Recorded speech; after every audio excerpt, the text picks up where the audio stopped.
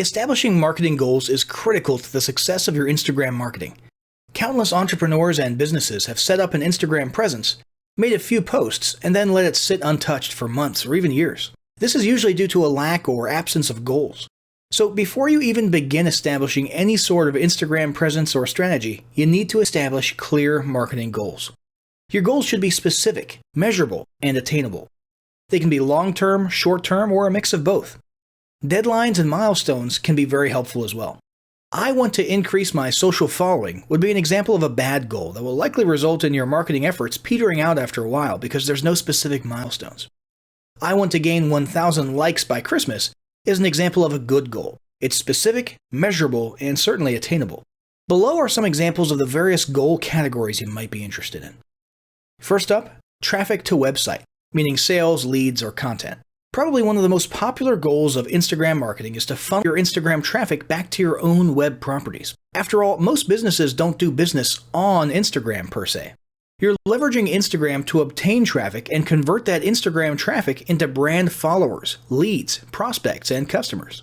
So maybe your goal is to get people to a landing page with a free offer where they can subscribe to your list and become a lead.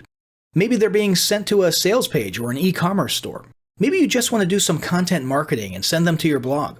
Whatever the case, the end goal for a lot of businesses will likely be bringing Instagram traffic away from Instagram and over to their own web properties. Next up, social following, also known as Instagram as autoresponder. In this goal category, your aim is to build a large number of followers.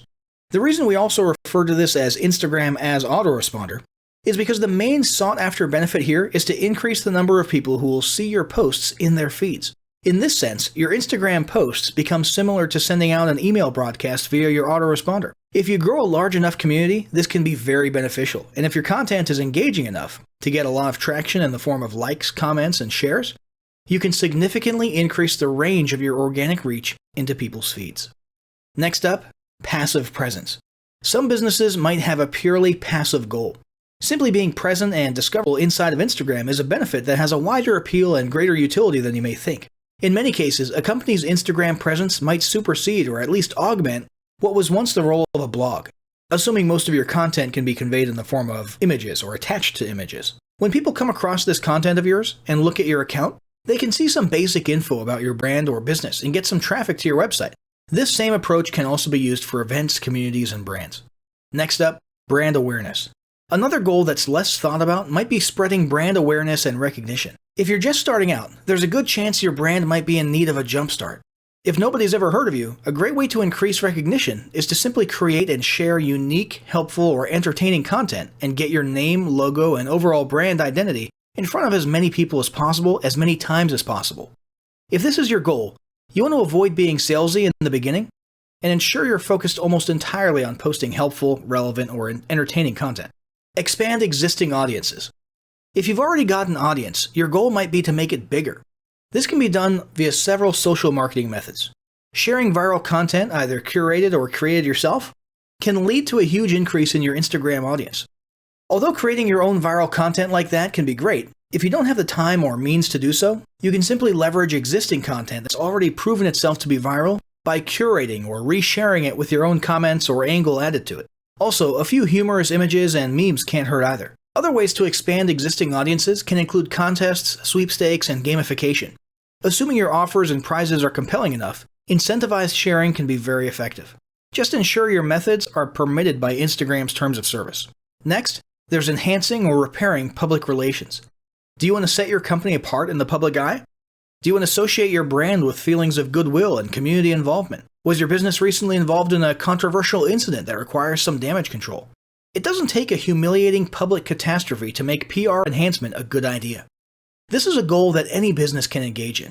Non-sales related campaigns can include photos or videos that foster positive values and goodwill, or even involvement in social movements. But be careful not to alienate half your prospects if the social movement is divisive or political. Did your business recently donate to a charity, build a school in a third world country, serve food at a local pantry? These are all things to post about.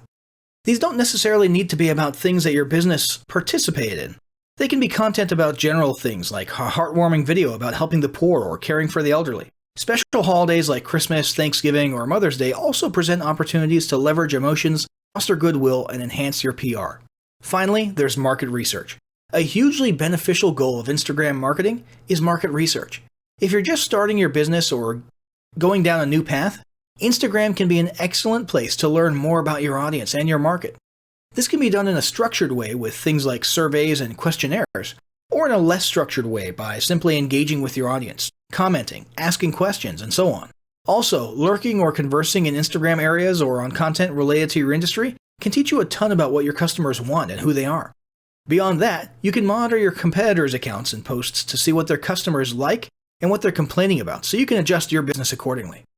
Creating your own account, posting, and engaging within it is another great way to get a constant stream of market and audience data flowing into your business. Ultimately, your goal should be to come up with 1 or 2 ideal customer avatars that you can then base your marketing and product development on. So all the goals that you've learned about in this section require some sort of presence on Instagram. Getting that presence started is what we're going to talk about next.